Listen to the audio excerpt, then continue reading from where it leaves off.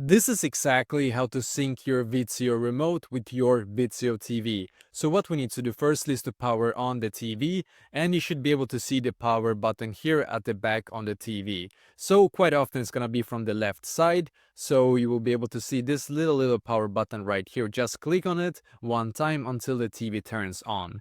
If you cannot find it on the left side, try the right side. Sometimes it's there as well, just so you know.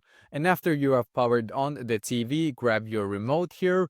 And now what you need to do is that you need to hold as you can see, the microphone symbol here and also the mute button at the same time for 3 seconds. So hold it for 3 seconds or until you can see. Quite often there's going to be a light blinking right here, indicating that it is now actually being paired. And once it's paired, you will also see on the TV itself that the remote is paired, just so you know. It will indicate that the pairing is complete.